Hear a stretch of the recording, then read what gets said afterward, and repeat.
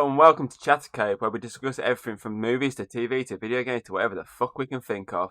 I'm your host, Drag King Thomas Hughes, and I'm here with my verbally abusing me all the time co-host, Nicola, aka Hayden Roberts. Hi, I'm with this prick. Well, today we're discussing Kong, Skull Island, released in 2017, and serving as, the second entry in the Monsterverse, while also serving as technically the first entry, as this is a prequel set a long time before Godzilla. Well, the main part of Godzilla, not the flashbacky Godzilla stuff. Anyway, the movie is directed by Jordan Vogt Roberts, who prior to this only directed the movie The Kings of Summer and a stand-up comedy documentary, which I don't know what the fuck it is.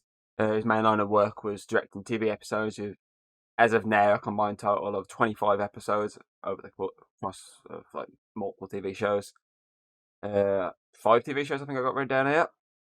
And that's evocating the episode he has directed for the upcoming Walking Dead spin-off World Beyond, which starts this October. His only upcoming movie credit is the rumoured Metal Gear Solid movie he's been trying to get off the ground since this movie was released.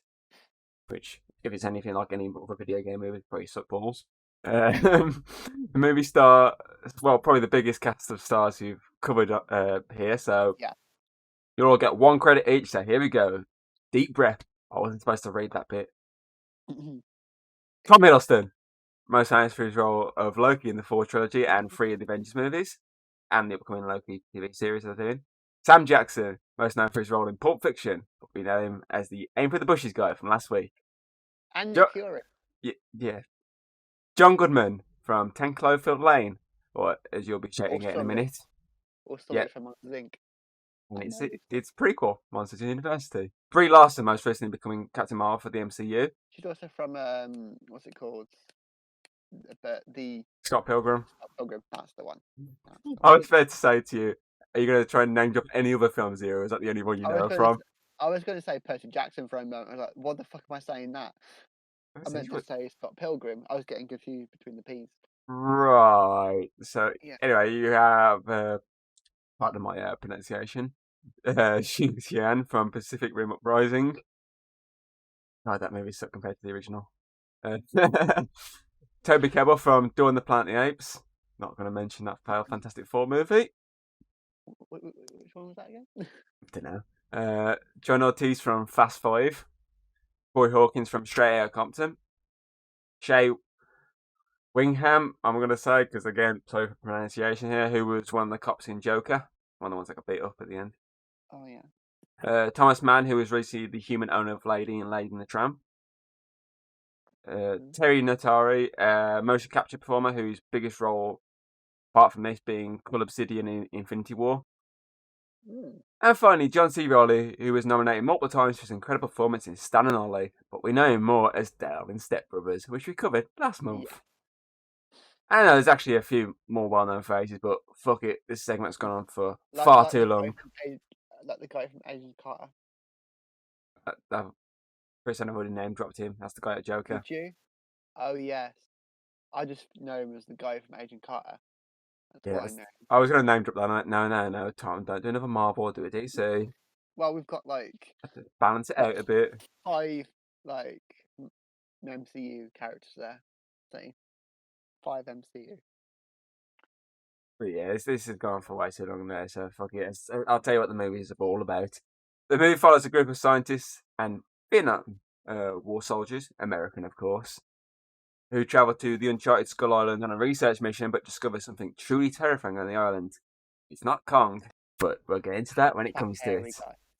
Yeah, it's not the big fat hairy guy that stands tall above everyone, and it's definitely not going to grow bigger to fight a certain giant, scaly lizard creature that we covered a couple of weeks ago. Definitely not going to be that. No. Nah. So anyway, the movie opens with the sounds of a dogfight before we are told this is somewhere over the Pacific in 1944. Since, similar to Godzilla, we start in the past and slowly make our way to a sort of present. The movie's present and not present day like Godzilla. At the end of the Vietnam War. Yeah. So anyway, we have a man who falls from the sky, which is a weird way to open the movie, just hearing a guy screaming and he's falling down before his plane crashes. He stands up because he's just parachuted down and he sees a plane come flying down. He starts to make his way quickly to the crash site, where he sees an Crazy. enemy Japanese pilot who begins to shoot out with his very stormtrooper-esque aim. Nice. The Japanese pilot obviously pulls the gun, chases after Mm. him, then switches from gun to obviously his blade. Yeah. Starts a fight with this American pilot who we'll later learn is obviously John C. Reilly. But, Definitely. not getting that far yet because we don't know who it is yet. Starts fighting with him, cuts his hands, makes him lose the blade, pulls out his very smaller blade, tries And to kill then him by stabbing him in the throat, and then big fist. big fist comes flying up, and another big fist, and finally we get Kong, who rises Oh. above. Scares both these men. He scares the one who runs away, and Mm. it scares him that much that when he drops his blade, you see Kong's reflection via the blade as well as the man's eye, Yeah. and the And that title was cool. appears in the center of the eye. I really liked that. Like, Yeah, I like how they showed Kong but didn't show him as clear. yeah, they show So it's like like, bits of him here and there. yeah, he wasn't outright exposed, but you can still see bits of him, like his face and his fist. But it wasn't clear. I like that. It was good.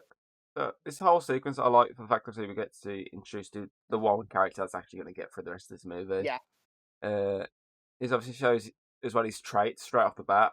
The fact he's both brave when in fact he pulls the gun out on yeah. the guy, and he's so stupid because he misses every single shot. True, because he was just shown to be fake as shit. Exactly. I also obviously say, like, as you said, you like this shot with the eyeball. That's quite really cool. Mm, And then I also like the fact that when the two are fighting, you actually do, as you say, you get to see Kong rise up, which yeah, I say it's only minimal, but you do get to see more of him then than you would in the first show Godzilla, because Godzilla was just shown yeah. at the start with the bat spires rising before the explosion happened. Mm. And Which then we don't see him until halfway through the movie. yeah, pretty much. So I do like the fact you get to the big bastard straight off the bat. Mm. Which obviously is shocking because obviously, say if you watch this after seeing Godzilla, you probably think, oh, maybe they're not going to show him straight off the Yeah, bat, and then he's like, oh shit, he's here. like, they're setting him up that he exists, Yeah, so we know, and then like it goes back to the Vietnam, like just back to 1973, just after the Vietnam War had yeah. finished. Obviously, it shows that it's a completely different movie to its Yeah, predecessor, which it straight up is. It's really completely different. yeah, Though the but first one oh, had, I will say, better shots. This movie has a lot more going for it. yeah, like Like the fact Kong's actually more present than Godzilla was in we'll get Godzilla. to, yeah, Yeah, we'll we'll get to get that to it. more later because it then cuts to old school war footage. Not just Mhm. war footage, just loads of footage as it uh, starts showing the years from that moment Yeah, to the end of the Vietnamese War. it's It sort of also, like it's setting the story, yeah, like it's show showing all the brief things context happening. of the setting. We know. Also, it also shows the nuclear test from Godzilla with that footage of the explosion. And you're straight away like, oh, I remember that from the last movie because the last Mm. movie had that in its opening footage as well, was the nuclear test explosion. I So wonder it's why. nice the fact that it shows straight off the bat that these are linked. Mm. And obviously, as you say, it also shows American history from this. So you're like, okay, I know what's coming here. So, I do like this way of them using the same sort of style of intro to Godzilla, but obviously changed it more Mm. into their sort of way. And obviously, that pretty much brings an end to this, and it starts the actual movie, which opens up with Bill Randa, played by John Goodman, Sully, as you're going to keep calling him, Silly, and I say. Houston Brooks, played by Corey Hawkins, as they arrive at Washington during a protest. The Hmm. two head inside, Brooks stating that this isn't a good idea, a great time for obviously them to meet the Yeah, senator, while because Randa, yeah, they just the Vietnam announced War's that over. they're announced that they're retreating. Yeah, they didn't lose if you listen to some characters in this film, Yeah, but we all know they did. they did. So yeah, he's obviously arguing this case saying we shouldn't do this, and obviously Randa's Mm. like, well, Monarch, which obviously is the company Dr. Cerezel worked Yeah, for in Godzilla, they're on the said. brink of shutting down since they're, broke. So, they're only hunting monsters, which, as far as everyone knows, don't exist yet. Yeah, like they even said that it's a bit where he mentions monarchy to them is this is the same as the people who are searching for alien Which are basically my jobs. yeah, which is something I've also wrote down, but obviously Mm. in the conversation a bit further down the line, Yeah, because obviously when the two get to the reception desk, they obviously on TV that the Vietnamese war is over, mm. and he's then like, "We've got to do it now. This is it, make or break." And he speaks obviously to the receptionist, who tries to push him away by saying that she called on to reschedule. He's like, "Oh, missed the call," and obviously then the senator arrives, played by Veronica Johnson Roddy's stepdad co-star, who plays his dad, which you never realised until I mentioned it just before recording. Yeah, because I was too focused "How look it's Sully." I was that I get distracted easily. Yes, you do. But he also points out the fact that, didn't you get the message? He's like, "Oh, I must have missed it." But he's like, "Okay, Mm. quick meeting. I've got to be gone in like 5 minutes. So in and out." So I head in, and he listens to it, and he's mocking him about the fact that, what monster are you hunting now? But he states imaginary monster, Yeah, and he's like, "Oh, well, we want to go to Skull Island," and he's like, love his you know, family. yeah. He's probably the speech. Obviously, the military did tests in the 40s, Yeah, and and that, nice you know, the reference to Godzilla. yeah, since they weren't tests, they're actually trying to kill something. Which is a good He line says, from John Goodman, is when he sort of like, they weren't tests, they were trying to kill something. That's why John Goodman's a good actor, man. He knows what he's doing. yeah. Even though they don't give him much to work with in this movie, Because because they got a big fucking cast of actors to fucking use here, and we all know who the main star of this movie is. oh yeah, Kong. Chong. Obviously, that speech is then accompanied by an image of a destroyed ship, which obviously I'm assuming Yeah. Godzilla destroyed. Randy then tells him that there's a whole new ecosystem out there, which obviously the centre brushes off as fake and leaves with the two in chase. As you said, Randy gives then a sort of speech about the man who founded Monarch, with the centre responding, Monarch is ranked with the search of alien life in the sense of waste of money, which Yeah. obviously has the funny response from Randy, who's like, "Oh, those guys are nuts." Which I did crack up when listening to. I was like, "For fuck's sake, he's not wrong." But then again, to you, Yeah. sorry, to Senator, you two are nuts for the fact that you're trying to say, "Oh, there's monsters out there." Yeah. And then obviously we let him find out that he's scientist, one that Yeah, brought it. He's one that believes in the hollow Earth theory. which obviously will come up a lot more later on, and Yeah. obviously in the discussions. Anyway, Brooks then cuts in and states, I put fake? It's facts. What have I put fakes? Anyway, facts that intrigue the senator." Tells how much I was concentrating while typing this up. Basically saying, would you rather the Russians Yeah, find would it you rather the or Russians find it because there's a Russian satellite coming above them like in a day? I think he says. yeah. It's like the following day, there's a Russian satellite going to go over, it'll So pick like up the next 3 days. island. Yes, I think it's like tomorrow. He said. I swear it was. I say it might have been the next 3 days. I can't remember. But yeah, he's like, "Oh, would you rather them find it or we find it?" Mm. And you know, Americans, they want to beat the Russians. Because at that time they were proper fear mongering against communism. They still are. A lot of them are. Yeah, Oh. But obviously, yeah. then he says, "Okay, but It's the obviously we've last got favour. last favor ever," and he goes, Even though Randa then goes, "Yeah." "Can I make it a quest? Military escort, please." And then we get introduced to Nick Fury and the Big Tech Well, Avengers. well, well, well, well. Well, you We get do. just the big tech Avengers first, because it cuts to the military. They're obviously preparing to leave Vietnam. I'm counting them as both because you see a bit of him. Well, you're first introduced to the group you're going to be following, which is Mills, portrayed by Jason Mitchell, uh, Cole, portrayed by Shay Wingham, Flipco, portrayed by Thomas Mann, and Reyes, I don't know how you pronounce that, portrayed by Eugene Cordero. As AKA a the Big Tech Avengers. as I discussed, the letter Mills is sent to his mom. Well, he says he sent it to his lady, and he's like, "Oh, how many Yeah. you got back?" He's like, "Oh, like 1 or 2."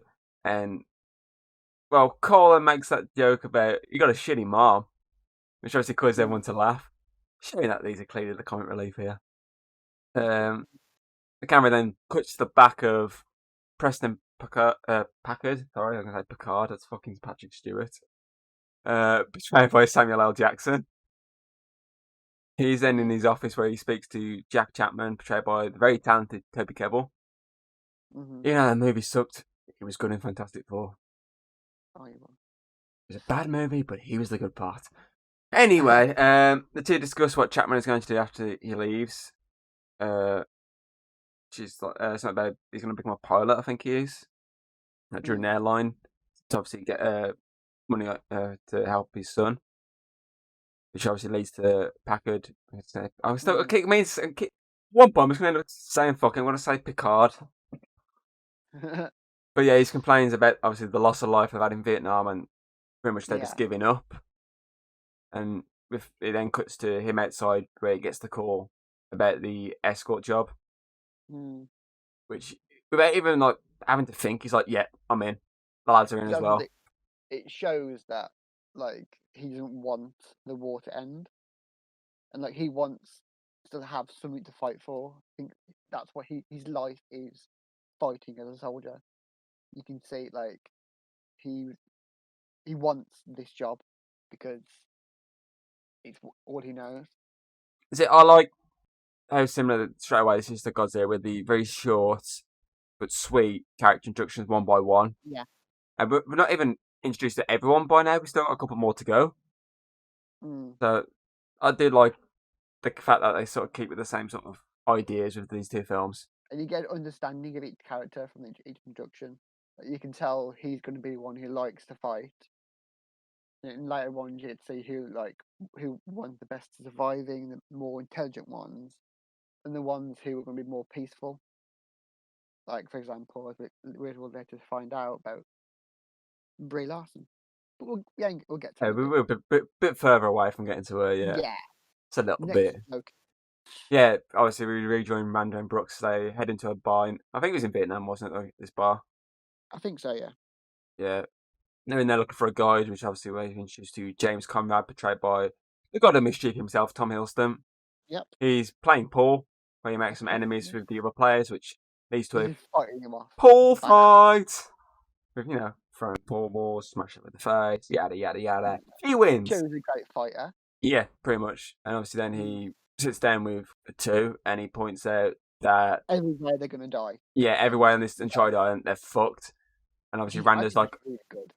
Randa's like, I don't give a shit. We'll double your money if you come. And he's like, oh, bonus if we make it back alive. And obviously Brooks like, if it just shows that obviously how much Randa wants to get to this island, doesn't give a shit about anything as well. Yeah. Similar to how obviously, as you say, Sam Jackson's character Packard is just like, I want more to continue. I don't care in what vein. I want it to continue. So these two, basically the opposite end of the sort of line, but they both have the exact same sort of mindset of nothing will stop us for doing this. Yeah, which is nice.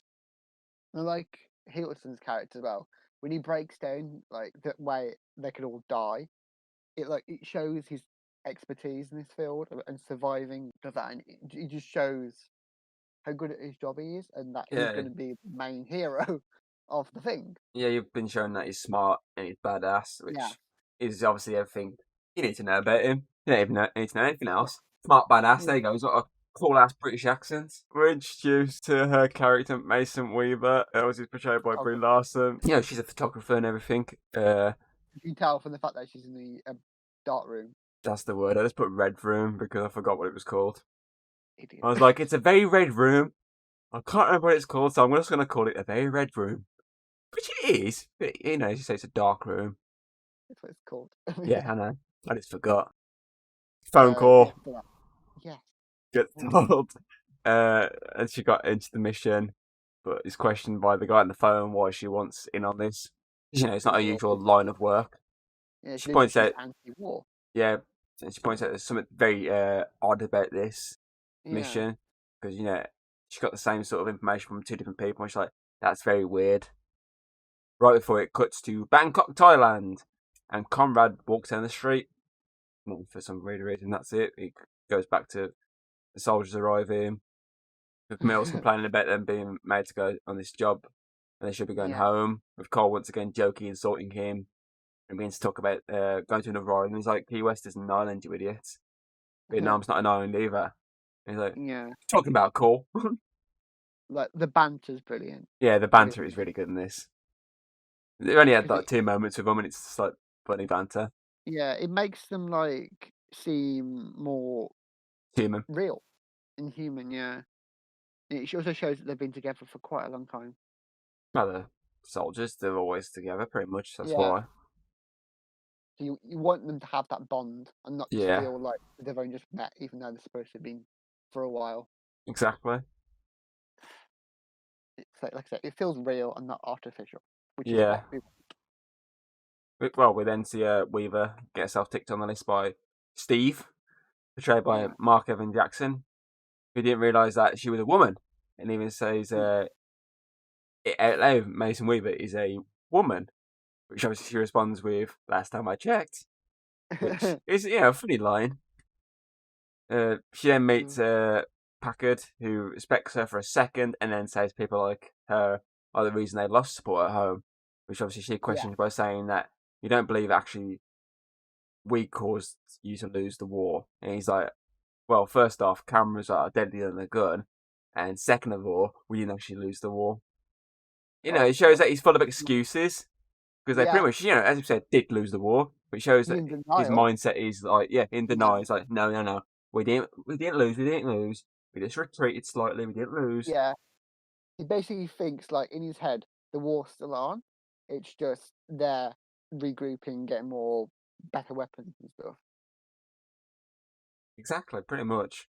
And obviously then we put onto the ship where we're introduced to Victor Neves, portrayed by John Ortiz, as he takes the group through what the expedition is about and what will happen. He introduces obviously the three groups, the Lancet group, Packard's team. He's saying Picard, and Monarch, which obviously is never mentioned as Monarch, like these three.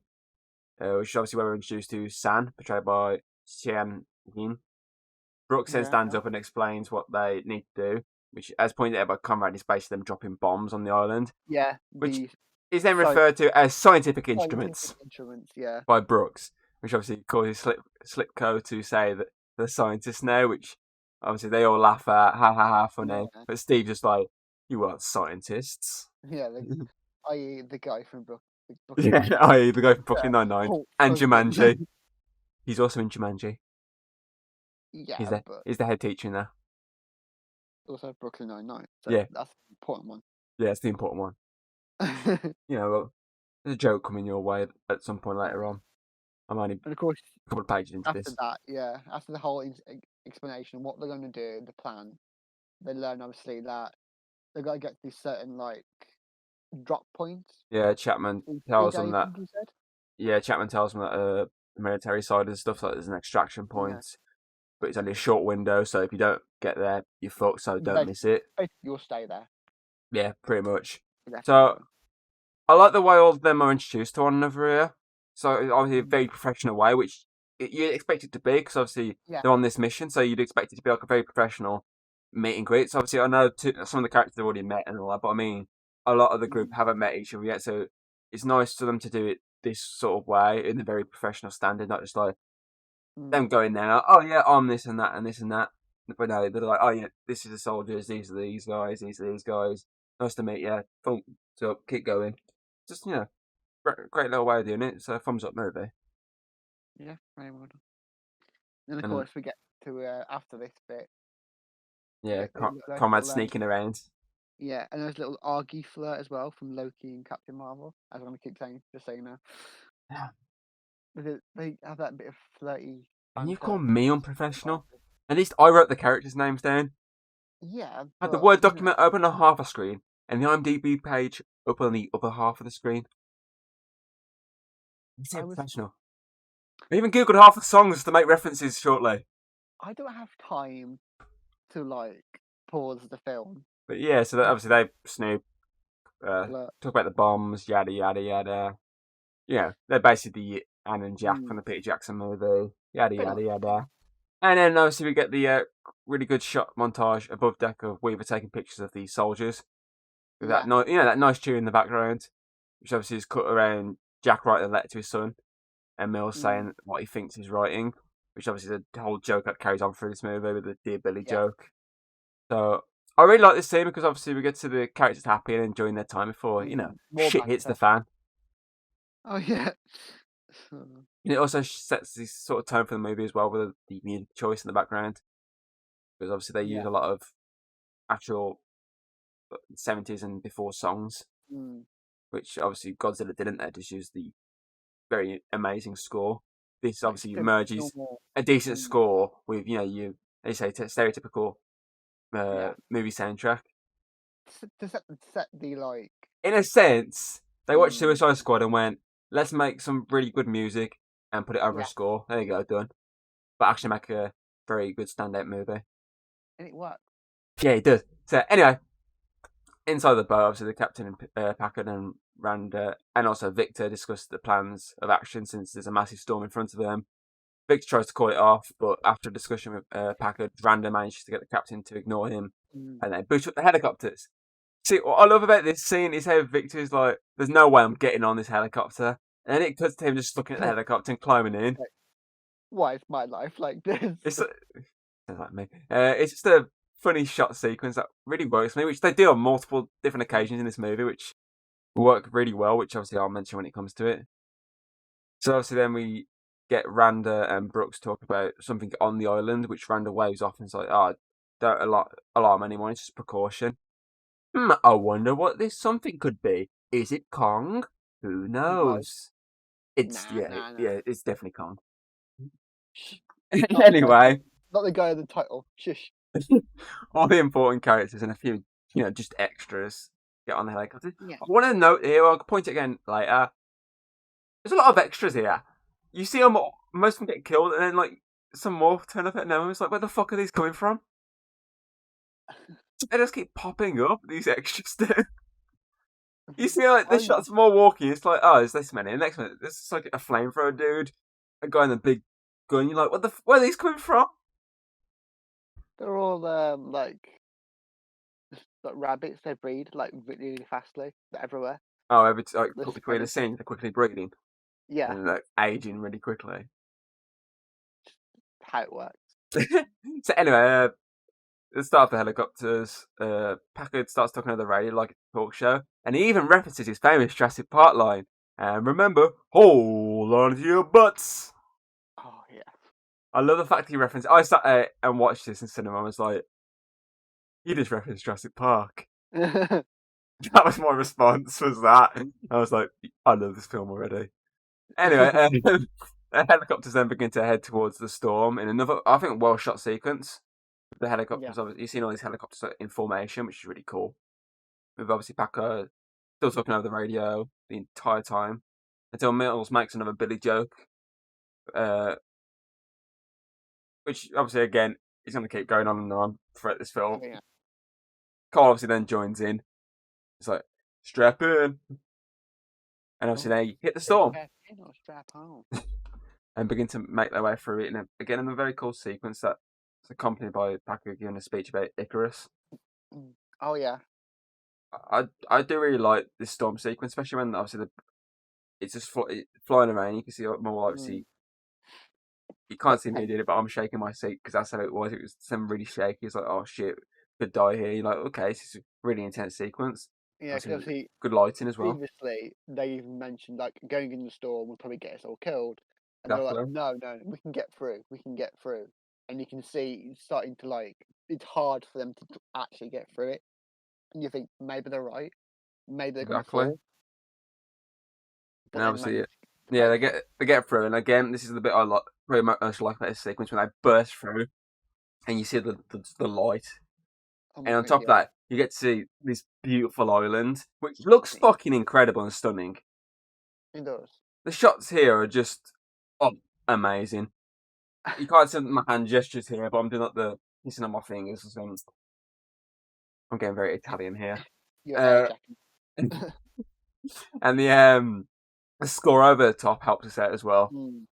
I just think all the shots you see until the next, obviously, bit of music. Again, Oh, I of course, fucked up yeah. my spelling here, but of music. Bit of music hits. It's really good shots of this, obviously, beautiful island. Just showing how Mm. good it looks. It's just wow. And obviously, then we get some old school tunes hit in the form of Paranoid by Black Sabbath. Oh god, yeah. Bit of Ozzy. And obviously hits when he's messing with the tape deck. And, they've got a tape deck for some reason in this helicopter. And he Why starts not? playing it, and everyone's just like flying along to. Sharon, Sharon. Everyone's flying along to the song. And obviously they're split up, Green Team landing, and obviously getting all the equipment out, and the others carrying Yeah. on. With some incredible shots of helicopters here. Oh god, There's yeah. really great shots. I love the bit as well when you see Rand looking through his camera, you see the shots through his camera. I love when this movie does it. It does it multiple times through this film. And I just love the shots through the camera's perspective. Yeah. And it's like, wow. And It obviously, shows them they're going to be documenting this entire yeah, thing. I'm not going to find monsters. Sorry, they need to do some geography. Yeah, geography, blah Geographic. blah. You did it That as word. well then. That word. So, why can't we pronounce fucking shit right when we need to? Geographic. That word. Yeah, Yeah. we should say it just really slow, and we'll get there. Geography. Yeah, geographic, obviously, stuff. Yeah, definitely not monsters. They're just Um, making a map. They're not searching for a big ape. No. yeah. But anyway, obviously they start dropping bombs. I mean, it's scientific equipment, Yeah, which they causes fire some charges. which causes a response seen by Brooks Mm. and Sam on the screen. They're like, oh, the Hollow Earth theory is real. Yeah, because they realise that the bedrock is hollow. Yeah. And the Hence the explosions kid. continue However, until, it pisses off Kong. yeah, Big tree flying at the yeah, thing. Big Tree just spears this helicopter in. Again, what? This shot when it hits the helicopter. I love Yeah, the sound in the background and the slow yeah. motion. The music, like, it starts to slow down as it breaks through. And it will speed up again Yeah, it slowly. starts building up. And then Another one's taken out by silence, giant hands, which which obviously is causes it to completely silent. crash before it's picked up by the hands.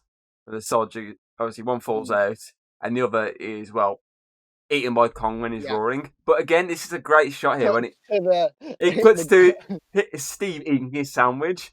So, see, another one of those shots I was mentioning. It's just how yeah. hilarious it is to cut from this to that. It's like, Mm, wow.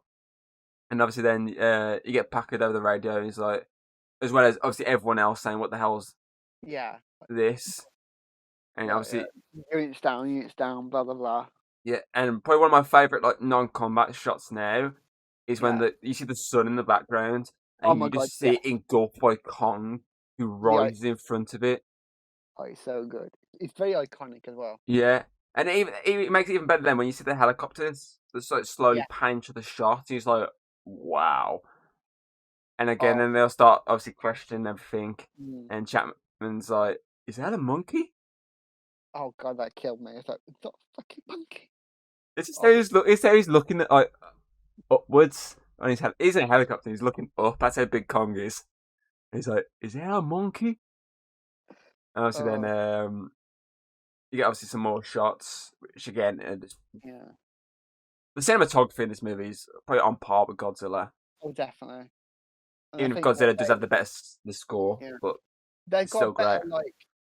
Like Godzilla had better like aesthetic, really, like the way they did the color and that. Yeah, But I also love the way they've done the shot and the way they've done the music for this as well. yeah, Like obviously when he first like attacks the helicopters and the music cut, it's brilliant because it changes the mood from that exciting, curious like vibe it was going for to complete tense and action packed and like fucking hell.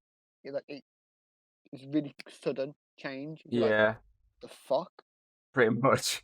I think it's good. And obviously, I then like you get the helicopters fly around Kong, who obviously clenched his fist, which you see, yeah. and he's like, "Yep," he's angry. And obviously, then Packard's like, "Fire at will," which they all do. They all start firing, and then Kong, one by one, just wipes them all out. Which again Oh, is more in a very cinematic proportion here, it's just one by one. grabbing the blades, smash them to pieces, smash them with the helicopters. Mm. He just decimates them. This shows how badass and strong Kong is. Oh god, yeah. And also, like, compared to Godzilla, like, obviously him being a giant ape, they can do kind of more stuff, more action scenes, because it's not limited to like Just a slowly big, walking, slow lizard body. You can be fast and you can jump, be more flexible. So they're agile. jumping. You could like grab stuff with his feet and his hand at the same time as well. Yeah, There's a which lot of stuff obviously you can do. a lot of this stuff you've seen later on, which we'll point out then. Yeah. And obviously, this whole sequence is probably one of the reasons I love this film. And it obviously leads to the characters eventually being split up into obviously these Mm. two big groups, and one tiny one-man group. Yeah, pretty much. And obviously, it also gives Obviously, Packard the reason to yeah. hate Kong and Yeah, want to because keep this war going. he fights back at the thingy. They all shoot, and when it was they're all shooting him during the silhouette scene, all I could think was just pretty much that uses America. Fire at shit you don't understand. Pretty much. And again, that was Godzilla as well. Yeah. No, Oh it's god. like, And oh then the no, fuck is, shoot it. even though they've been told, oh, this is the thing that's going to help us. Yeah. Fucking kill Really? the big Okay. bastard. Shoot it. Pretty much, but yeah.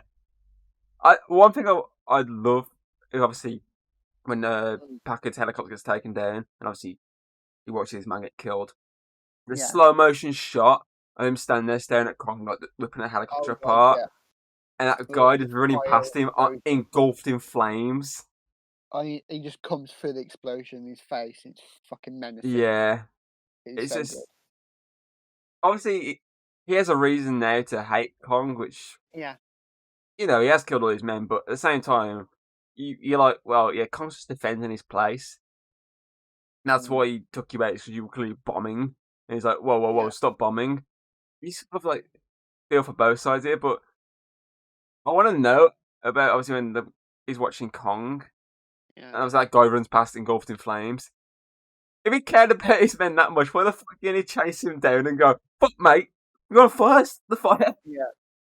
Like, it's pretty much like he sees Kong as a way to continue the war.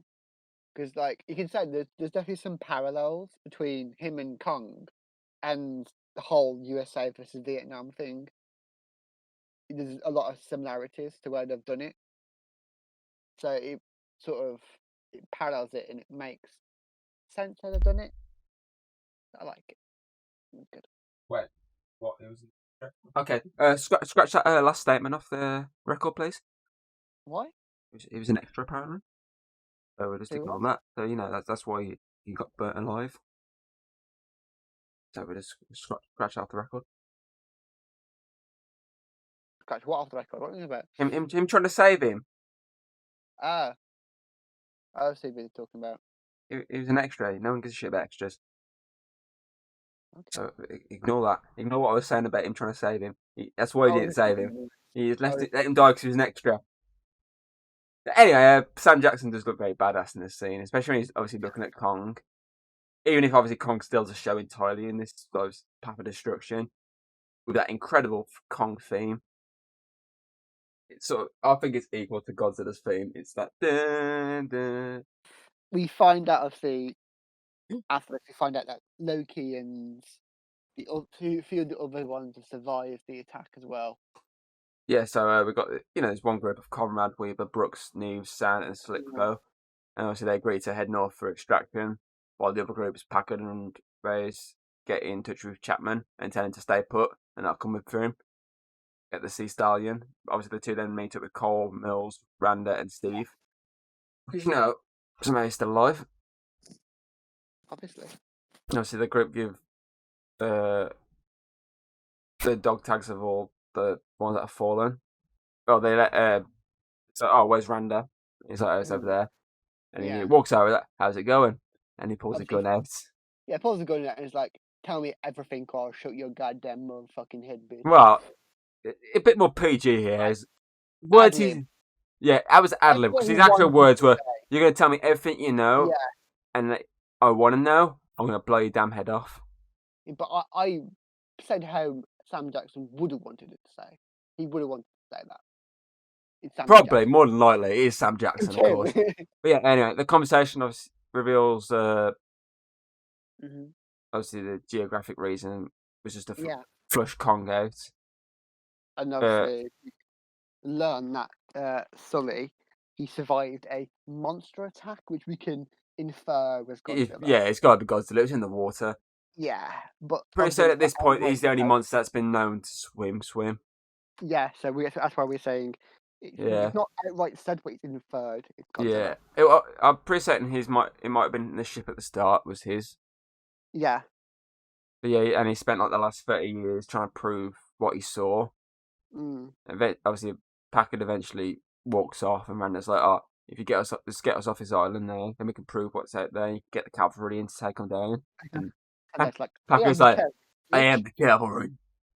And obviously, then we cut back to the other group where Hmm. Brooks explains obviously everything he knows about the Hollow Yeah. Earth theory, which you pointed out earlier. And Mhm. on the way to extraction, they run into the second monster, a giant buffalo-looking beast. Big old bison. Yeah, I'll just keep calling it buffalo. It's easy. Can't be asked to change my note. So it rise from the water, Yeah. approach them, and we get a shot of just incredible CGI. This movie, once again, knocks it out of the park with its Oh CGI. god, yeah. And unlike Godzilla, this is all in the daytimes, and it still looks Mm. good. Sometimes CGI in day just Yeah. looks fucking awful, but this, mwah, once again, movie, you got this. Mm. And I said, So that's why that that's one. why obviously as well. It's a good it difference it from Godzilla with the lighting and the fact that Yeah, majority of it is set in day. oh, So like you one or see two more. scenes. It forces them to make the CG look really fucking good. Exactly. And obviously then we come back to Packard, who's burying his dead.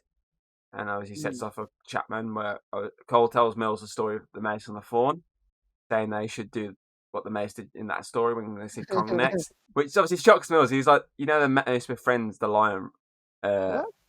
right? And Chapman's like, What? He no, kills no, the no. lion with He the kills the sword, lion with what? the fawn. And he's like, wait, who told you this story? He's like, My my mama. mother.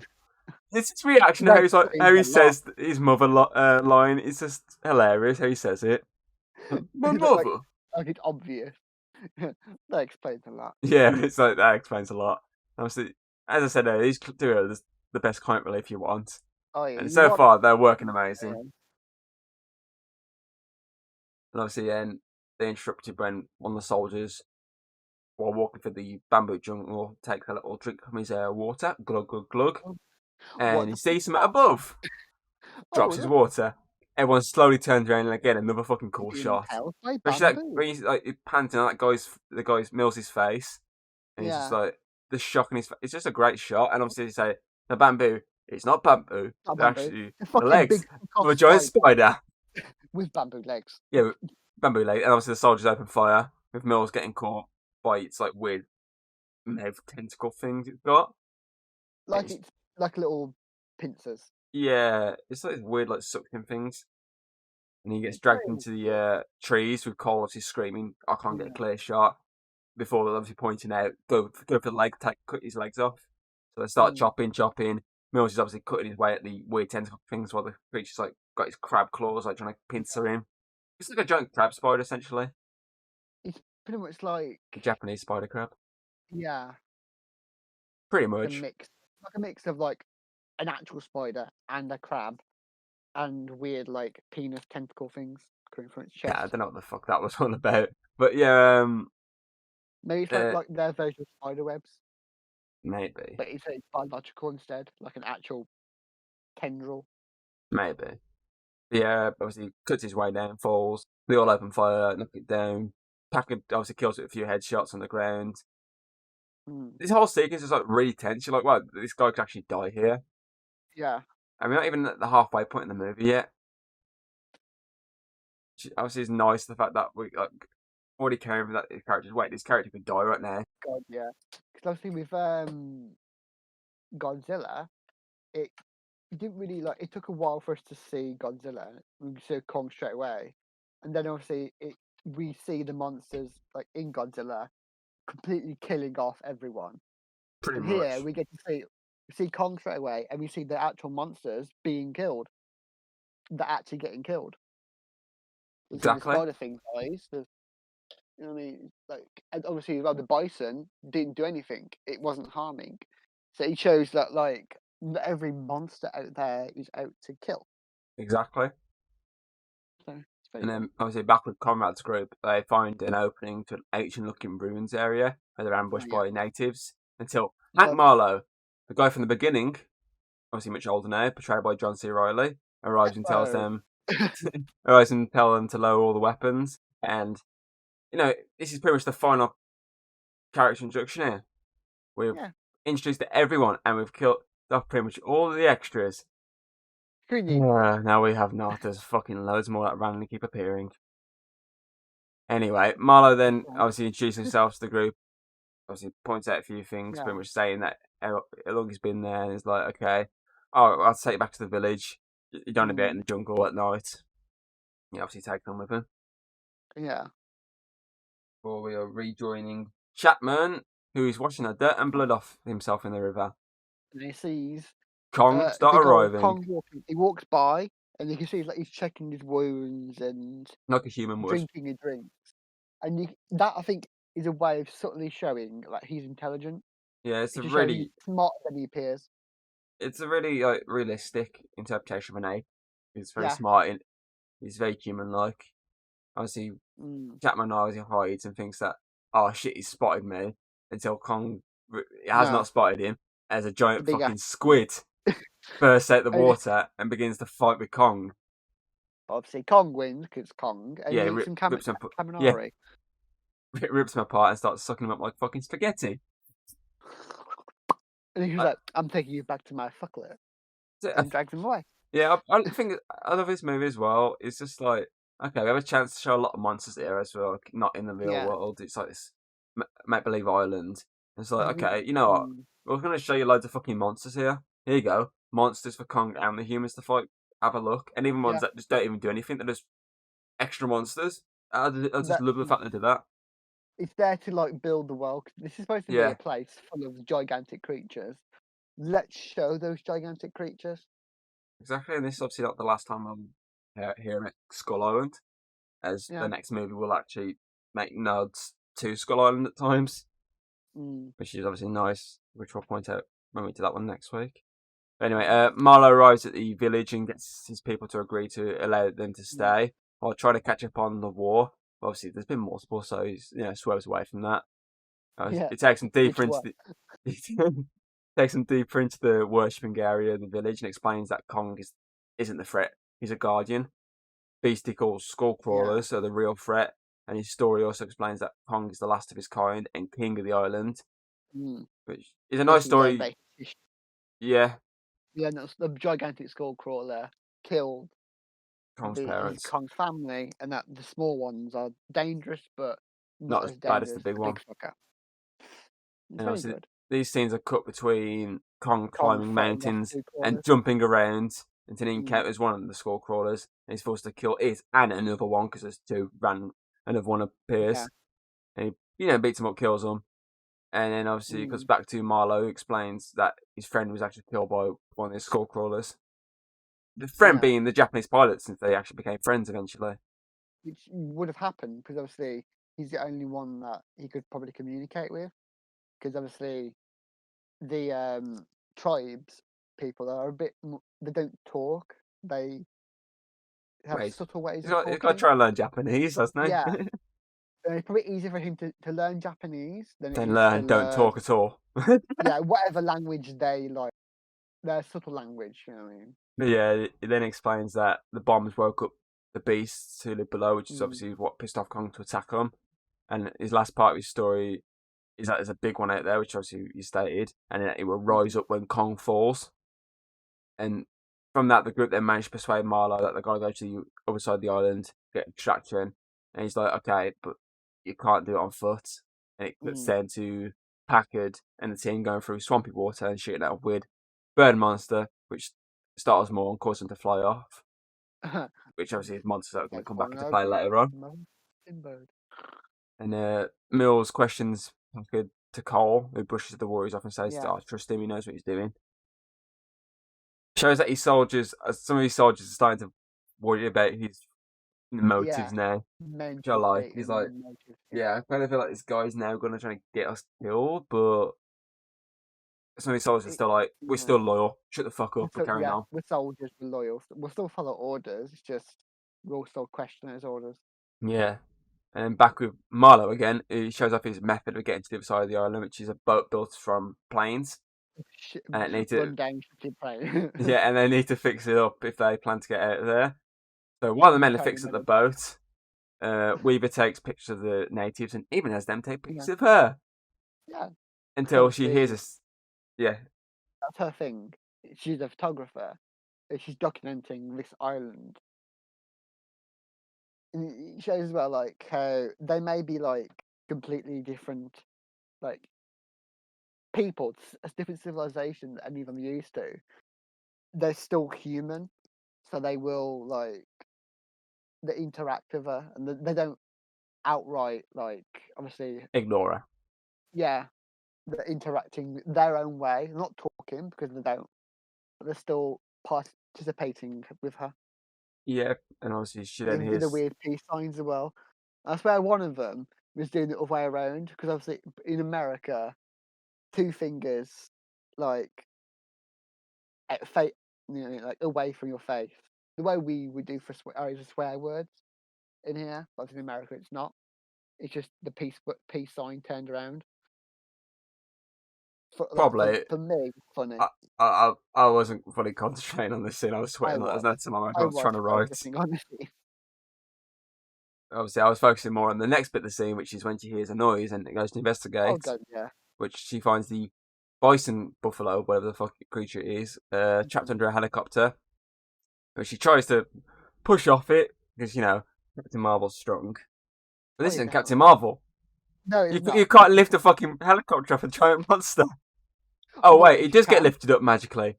but it's Oh, not but her. by Kong, Big ape who things like, I want ooh, to we'll note be. the fact that somehow he keeps appearing without anyone hearing his giant ass footsteps. Seriously to God, Yeah, it echo like fucking Godzilla's did in the last one.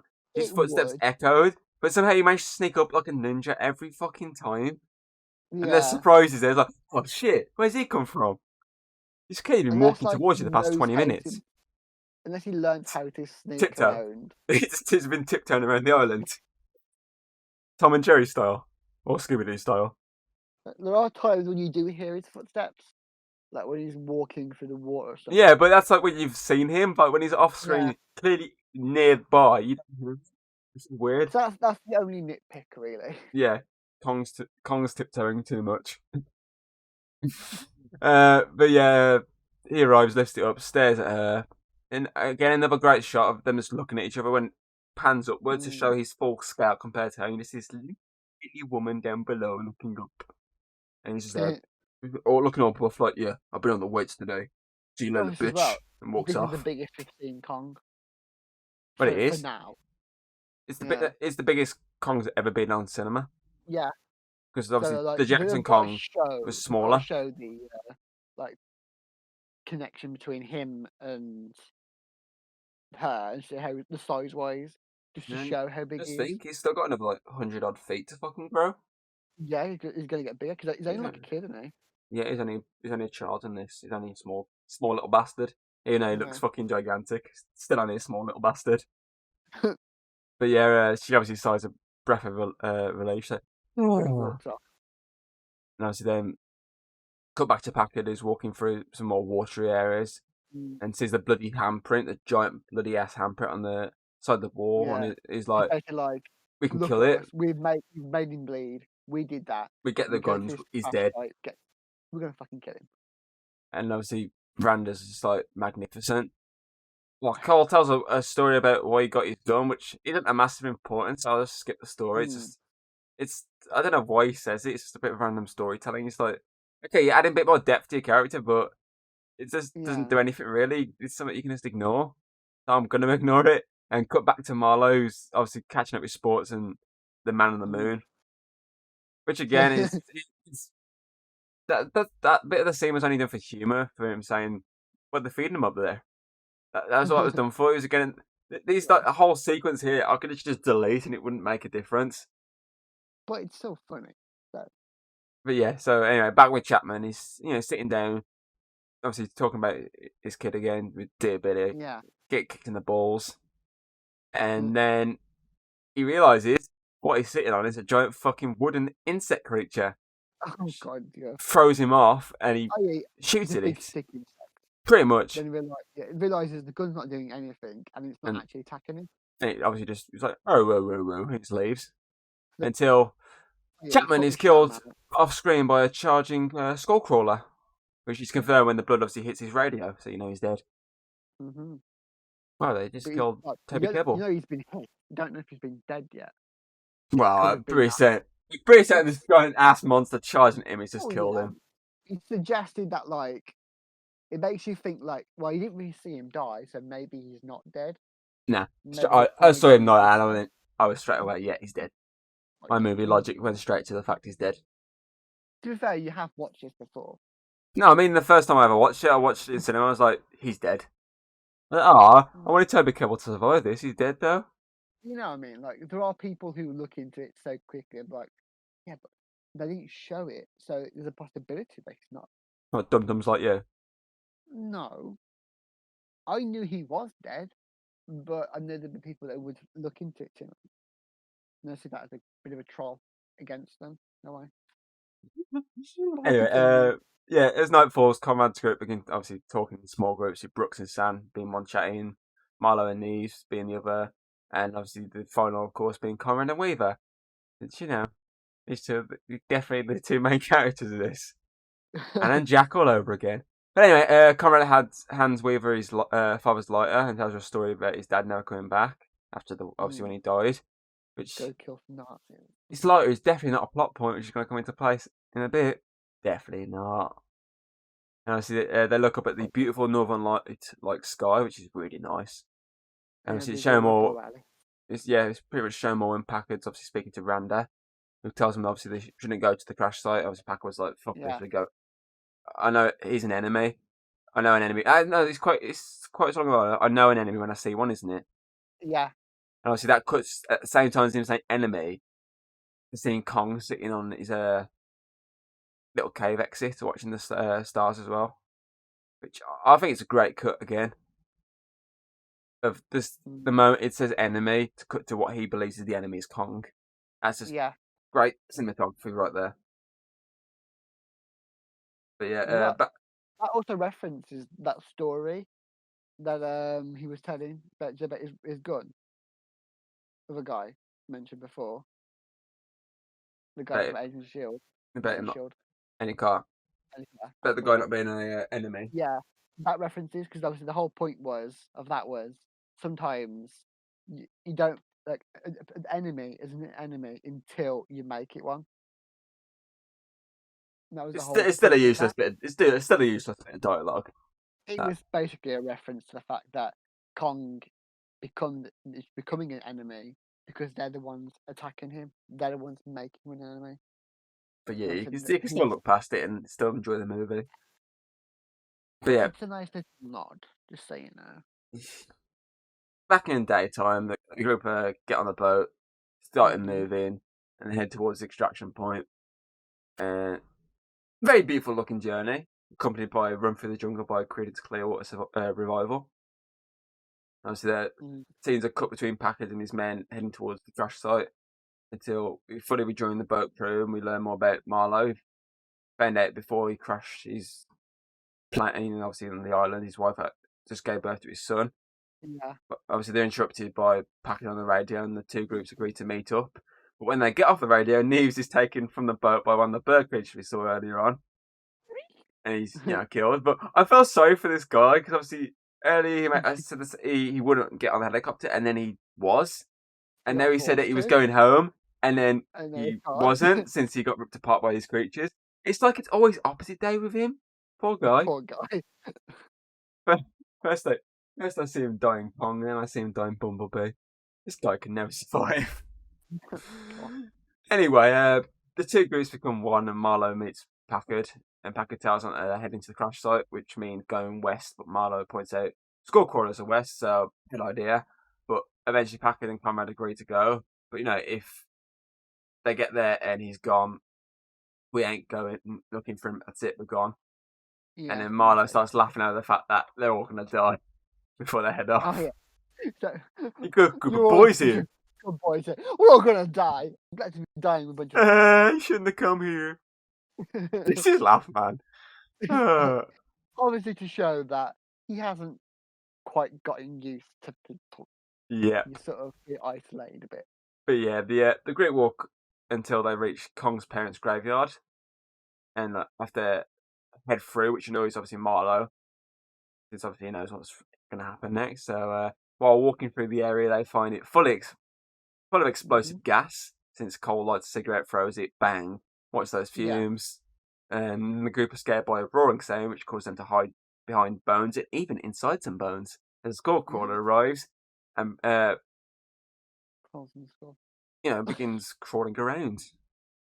I just love the monster design again. They look original and Yeah. super creepy. They could just obviously just use any sort of monster we've already seen. Like they could have just done a V-Rex again or something. But they're like, no, Yeah. let's design actual creatures that look pretty cool. It's like he looks like some kind of lizard creature that would be burying Yeah, into the ground, which they do. Their whole thing is they're they live like underground. the whole mole kind of creature. But, Yeah.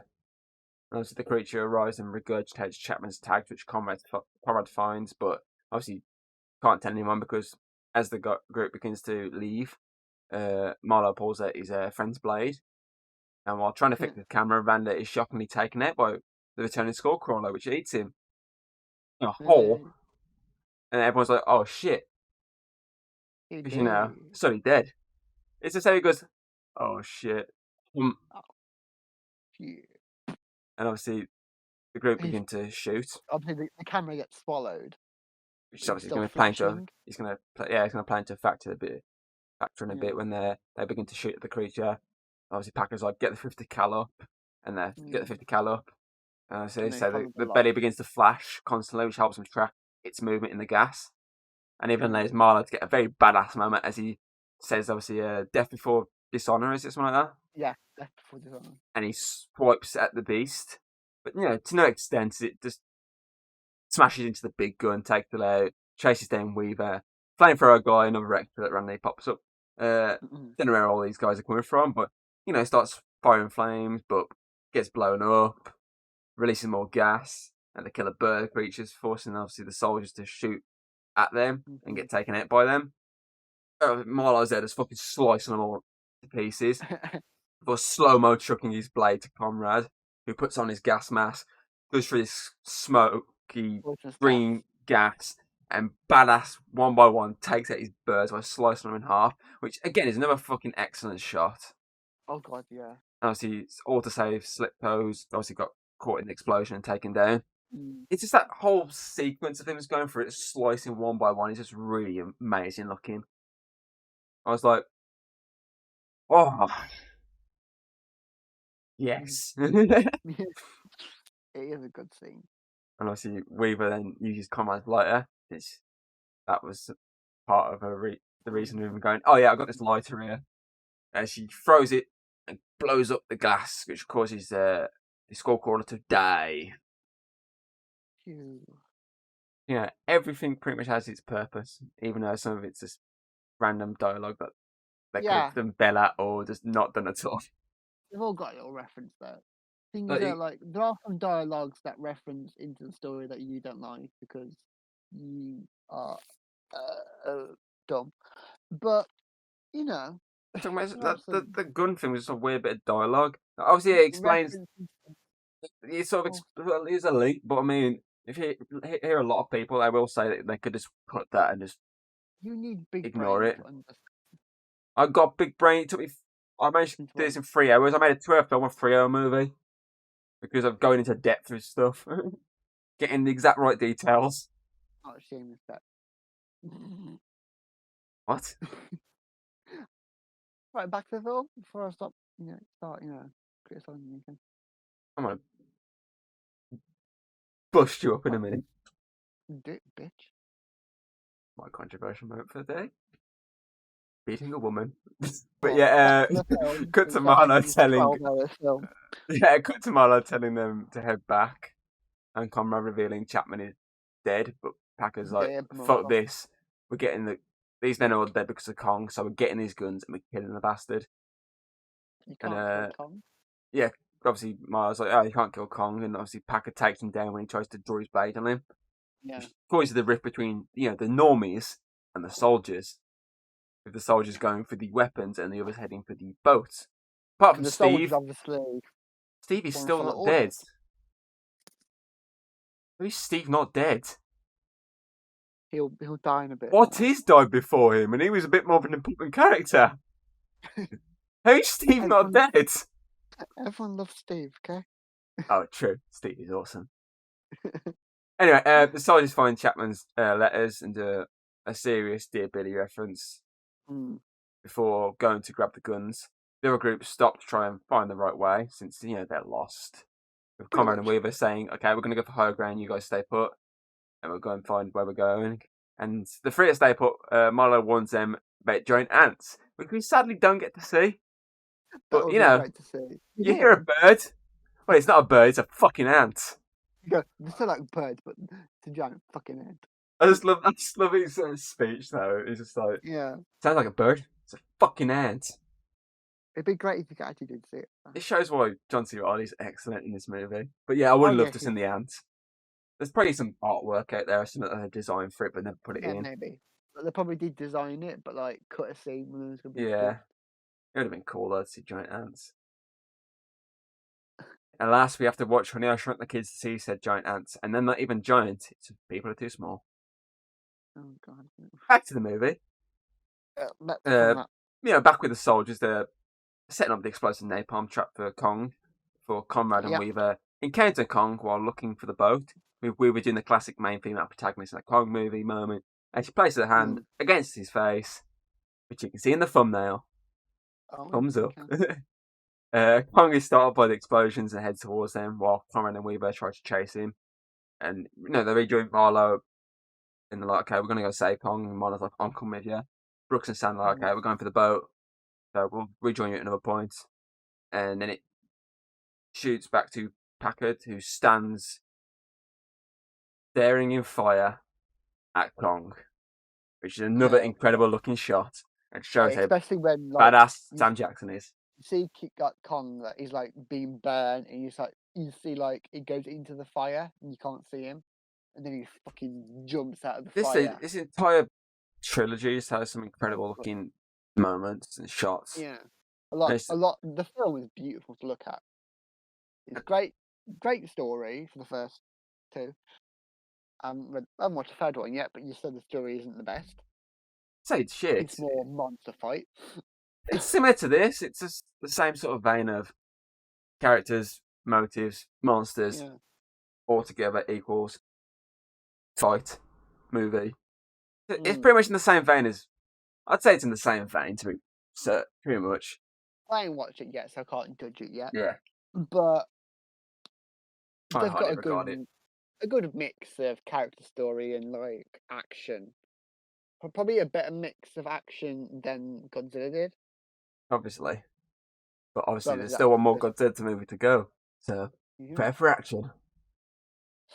But yeah, anyway, as you say, Kong arrives, stares down the soldiers. Oh, God. Gets engulfed in fire. Obviously, there's that massive chest beating of dun, dun, dun, dun, and then roars. I was actually beating my chest then as well. I just love. When I said that scene, I was like, because you're a sad nerd, but we get used to it. That really hurts. Yeah, beautiful shot of him coming out of the fire. Yeah, starts swiping at people, takes out the remaining extra. Killing him with the fire, of course, before pushing Steve. As I said, he somehow survived this long. No! Holt is going to miss him. Without showing his emotion, of course. Brooklyn Nine-Nine reference. He's like, I'm so sad right now. My husband dead. I'm so sad right now. I am inconsolable. But you're not showing any emotion. This is all the emotion I need. It's like, hey Holt, you're looking happy today. My husband just died. Kevin just died. But yeah, Kong collapses obviously from the damage, and the remaining soldiers plant these charges all around him until Conrad and his group arrive and stop them. which leads to Like, eventually Slitko turning on the soldiers and rejoining his group the original before group. the ground begins to shake. The big one arrives in a very Yep. menacing way. That scene when it just It's, bursts out and slams, yeah. and the camera just pans in its face, that was just beautiful looking.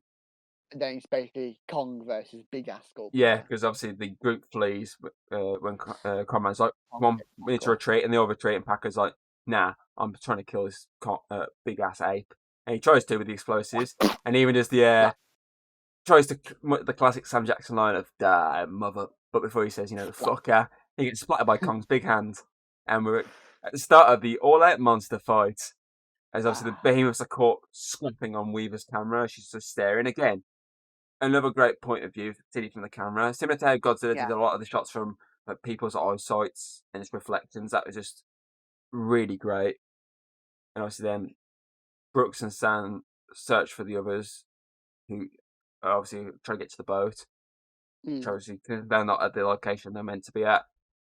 Conrad's like, okay, Weaver, get on those rocks, shoot a flare, we'll get their attention. We'll buy you as much time as we can. So which they do. They obviously split up, she gets to the top, they start running. Obviously, the crawlers. Yeah, Cole, he starts running at him, and then Cole obviously drops his gun and tells him to go live your. He says to Mills mainly. He says to Mills directly, doesn't he? Go live your life. Drops his gun. They had the whole thing of they had like a nice banter and jokes. It's a bit like a father and son relationship in a sense. Yeah. Obviously, he cracks open 2 grenades, starts walking towards it. He's like, "Come on, motherfucker, do this." But this thing is actually very smart. Stops. Like his plan was, I'll set these grenades, Get when it eaten. follows me, I'll blow it up. But obviously, it didn't eat him. It's smart. His tail at him. It looked at him, and I think it looked at his hands like, "What the fuck's that in his hands?" And as you say, instead it swipes its tail and slams him into the mountainside, which caused the explosion. I think he knew that what he had in his hands was possible. Yeah, he's like, whoa! I ain't testing this out. Boom, gone. And my favourite soldier character has now been killed.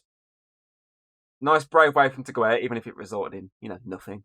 It was all for nothing, but he did it himself as a sacrifice. It was supposed to be. It was a nice way for him to go out, and obviously it then charged after the group until Kong flies out of the air and slams a fucking rock into its head. Oh yeah, big old rock boy. That shot of it just coming down, just boom, off its head. And you hear a roar, and you're like, that wasn't the crawler, and it's like slam. Yeah, you see it from like the corner of the shoulder of the beast. You see it come going with it, and obviously they both get some good hits with obviously Kong slamming the creature into the mountainside, and then Weaver then sets off the flare and watches on as Kong turns a tree into a fucking sword. That shot, man, he just rips all the fucking branches off and just uses it as a sword. I'm just like, this ape's smart, man. Yeah, he's smart, and like humans, he makes tools as well. Yeah, and it obviously slams it into the side of the creature's face, but the beast eventually gets the better of him and knocks him. Kong is burnt.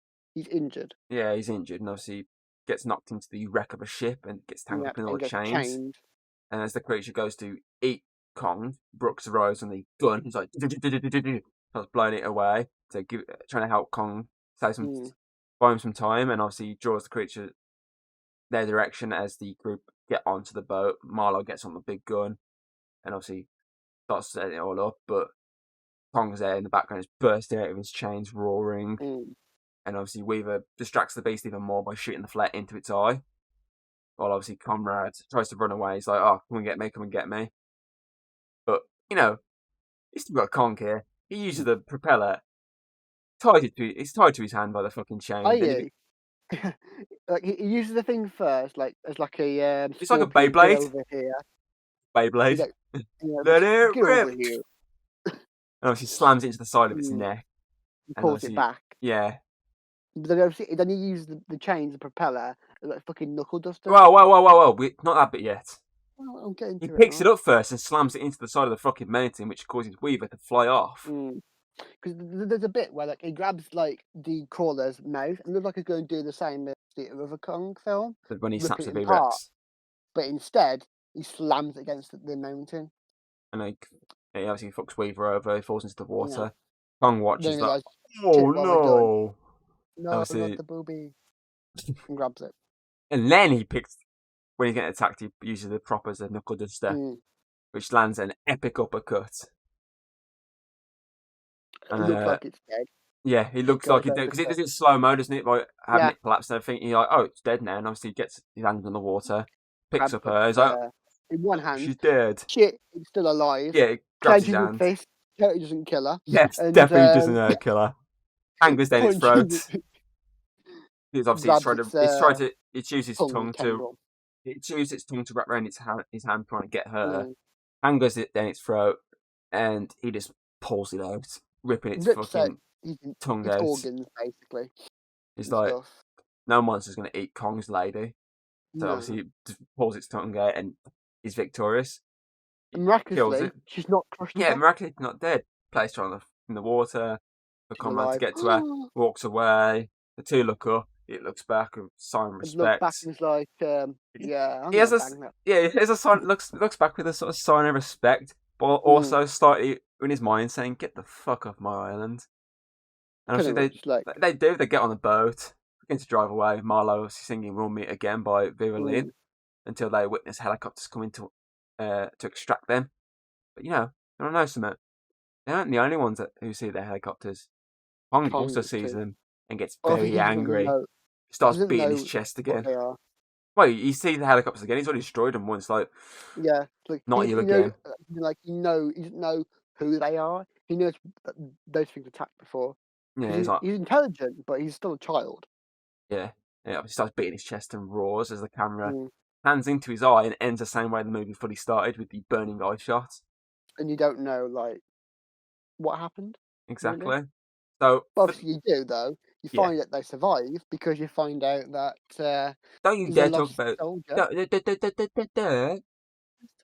Let's talk about the scene overall first. I love the end fight scene. It's what exactly we wanted. It shows how smart Kong is, using weapons from his surroundings. You got the great music score in the background, non-superhuman characters because they're doing the smart things, great cinematic shots, and a great end shot with Kong watching the helicopters. What more could you want? Your turn. Well, it shows the fight scene's good. It shows he's intelligent. It said, and I think that is in a way it shows what he can bring to the fight against Godzilla later on, because obviously showing him agility, strength, surroundings as well as his strength and intelligence. Still going to get his ass kicked. Well, because obviously Godzilla is more power than I'm going to use this as a weapon. Kong won first fight. It makes sense Godzilla win this fight. You never know. I'll explain more later. But yeah, anyway, so now we get these sort of credit rolling. As it's rolling, we also have the camera footage of Marlowe returning home from obviously the point of view of the old camera. That shows they all survived. Yeah, it's just a really nice sequence of obviously seeing him meet his wife and his son who he never met before. Very emotional. It's a nice way to end this movie as well as end this character's story arc. However, though, his son's sideburns fucking was shit. But this isn't the end credit. Oh no, because we have an after credit scene where you hear Conrad talking before we see him and Weaver locked up, and he points out that he won't say anything. He won't tell the Russians, and Weaver's like, "I'll tell the Russians." He's like, "Who's going to tell the Russians?" And then obviously Brooks and Stan enter after he says, "We're never on an island," and Brooks is like, "Oh, we're monarch. The island is only the beginning, and that Kong isn't the only king." And they then show a slideshow of other monsters, the first being Godzilla, followed by Rodan, Mothra, Ghidorah, all which we'll see in King of Monsters next time. And the final image is then showing a cave painting of Godzilla fighting Ghidorah in the olden times, before the screen cuts to black, and the roar of Godzilla echoes throughout the air. My God, what a way to end this movie. When I saw this back in the cinemas in 2017, I was just so pumped for the next Godzilla movie. I was like, get this fucking movie on the screen now. I got chills. Yeah, no, that's good. It's just a great way to end. But yeah, now it's an overall. The actual movie overall, not the fight scene overall. Overall, for me, this movie's another step in the right direction for the Monsterverse. It's everything you want from a Kong movie, just utter destruction. And to top it off, to introduce some new monsters into this universe is great. I think it also has a very good story and some very likable characters, Yeah. which is all down to obviously the great actors and actresses they chose for this movie. And once again, the score is great, though it's not as good as Godzilla's score. It's very difficult, Mm. but Yeah. it also, obviously it mixes the Kong theme and obviously the score with some very catchy 70s and earlier tunes. So I do like that. And Mhm. then, as I say, they make Kong more human-like with the fact he stands more on 2 feet. Then Yeah. obviously the Jackson Kong, which was on more four since he was a great ape. Mm. So nice to see him obviously go back to more classic Kong. Also some great cinematography in not just the fight scenes, but just character shots and shots of nature. Talking of fight scenes, there are just epic fight scenes in this movie. Yeah. What else we got here? So, though I love the fight scenes in Godzilla, I do think these top that. Since, Oh, as you say, definitely. Kong's more agile. He Mm. doesn't just battle the monsters. He battles obviously the helicopters. He uses his weapons. It's just twice the fights of Godzilla. Uh, and last but not least, the CGI looks Yeah. outstanding again. This time, as you said earlier, it was more visible since the entire film is daylight, apart from a couple of scenes, obviously. Mm. And it still doesn't take anything away, but for the fact they did it all in daylight and managed to get this incredible looking CGI, it's just amazing. So, my rating for this movie is a 9 out of 10. Yeah. I just personally prefer this to Godzilla, which is Mhm. a great movie. It just lacks obviously a few things, i.e., Yeah. Godzilla on screen most of the time. So yeah, Mhm. 9 out of 10. I'm gonna give it. Yeah. That's my overall.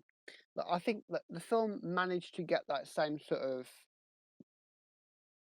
feel as the Godzilla did at the start, Oomph, like the same oomph that Godzilla had, but it had its own uniqueness to it. Like oomph. when you said that how that got what made the Godzilla fights good was the visuals, the Yeah, light comparisons and stuff like that. Whereas what made this one was the actual choreography of the fight scenes. The actual exactly. fight itself was good, visually stunning. It wasn't just like working on light the way Yeah, they 'cause did that's why with it the kind of whole worked, and wasn't it? It was breath, just the lighting and stuff like that, with the the breath, shots. yeah, We're just like, it was no, visually actually, stunning. Kong could do shit. Mm. Whereas this one's more visually action packed. Great, the action itself was good, and the best things that I love about it is Kong, because they show him having emotions, Especially and like you can see it in his eyes and the way his face expressions and the way he uses his body the language. great thing about motion capture. Yeah, he looks so real and alive, whereas Godzilla was more like just a big monster in a way. You didn't really see any emotions on it. Yeah, it's just like, When it was I'm gonna kill hurt, you everything. couldn't quite tell. When it was angry, you couldn't quite tell. Whereas with Kong, you can fully see everything. The way he Godzilla's looks at the always looked wound. angry. Yeah, like with Godzilla just looks the same. He He just hasn't had always a looks moment. angry. It's like, I'm gonna beat the shit out of everything I see. Like, Godzilla was good, but Godzilla felt artificial, the actual character itself, whereas Kong really does feel like a character.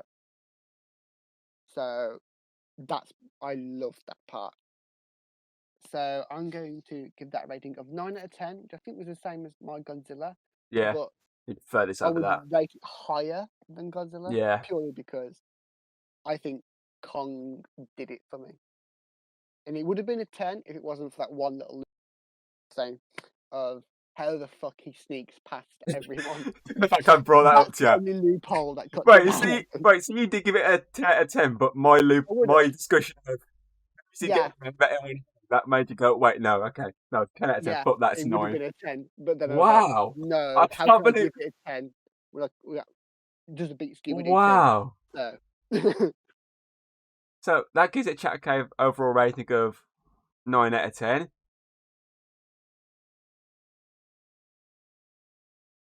My question of the day is, would you like to see a more modern take on Kong? So, to mhm, elaborate, I mean a Kong movie set in modern times, since every Kong movie so far has been set in the past, so either like the 50s or 20s or the 70s or whatnot. mhm. So, I know the upcoming Godzilla vs. Kong movie will be set modern, but would you like to see a solo movie set modern? And if yes, how would it play out sort of in your mind? I mean, it would be nice to see that, But to be perfectly honest, I prefer the Vietnam setting because, as I mentioned before, I like the comparison between the like Samuel Jackson versus Godzilla compared to Vietnam versus America. The whole point of the Vietnam War was it was the Americans in basically attacking these what were known as back to them were savages. Do you mean So Subjects they saw them versus as more Kong? Said Godzilla. primitive. But Kong is more of a primitive creature versus humans with their guns and bombs and napalm. And I like the comparison that it makes. I prefer the Vietnam setting, but a modern setting would be fun to watch. Yeah, Be interesting to see how they did it. it'd be interesting to see, but I prefer that to be the Godzilla versus Kong Okay. for the modern thing. That's my take. Okay. I to be honest, I spent that long just thinking about a question. I just didn't even bother thinking of the answer my end. I just think it'd be interesting to see how they would do it. Yeah. But yeah, so I got a little announcement time. So the Yeah, funny we get announcing invited. idea I brought up recently. So I think it was the last video I may have mentioned, but it might be the one before. I can't remember off the top of my head. I'm going to confirm that at the end of the year we're going to be taking a look back at every podcast rating in a Mm-hmm. show I like to call Chatter Cave Second Chance. So we can give more points to a movie we covered, or we can take points away. So that I can get Scooby 2 at the top. You Yes. can't. You gave it a 10. The only way that goes top is if I gave it a better rating. Well, I'll make you give it a 10. I'll like tie you up until you do it. I want Scooby Doo to win, okay? I want it Okay. to be the top one. Scooby Doo 2 at the top. No. I want it to You're win. tying up with Happy very kinkly. I can do that. Okay. Maybe it I've might be got the then. equipment. I can do it. Maybe it might be then. Who knows? we'll, we'll wait and see. Depends how big the boner is. uh, anyway, but yeah, so that'll probably be getting released around the 20th of December. Towards obviously, we'll have an official date at a later point. Mm-hmm. Uh, I'll also be attempting to release some shorter in-length Chat Cave shows, which obviously, again, close to those dates, I'll also announce them. And finally, something I'm very much looking forward to, which I believe you are as well, because I spoke about it too, and you was like, that sounds very interesting, is the Chatter Cave Awards, which will be where we dish out many awards from the nominees who will be voted for by you, again, from obviously a list of obviously moments and topics and shit like that, Mm. which obviously I'll go into more detail when I do an announcement trailer sort of thing later on, which obviously I'll get started working on. And obviously that sort of point out some more stuff that will happen. Obviously, we'll get the gist of it eventually. We're still in the early stages of developing it.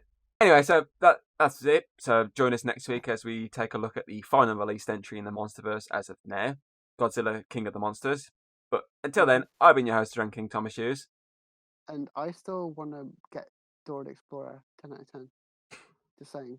And this has been Chatter Cave. And well, I thought I'd end on a proper joke, unlike the shoddy final lines I usually want to say. Here goes. Why did the ape fall out of the tree? Why? Because it was dead. God's sake. Oh, God. Oh, I don't God kill me damn it. more. The fact that was so shit or. Don't blame me, I googled it. It was the first joke on the list. I was like, dead ape. That sounds quite God, funny. you're fucking lazy. I did take 3 hours to write this. So, perfect No ending. excuse. Goodbye. Kill me.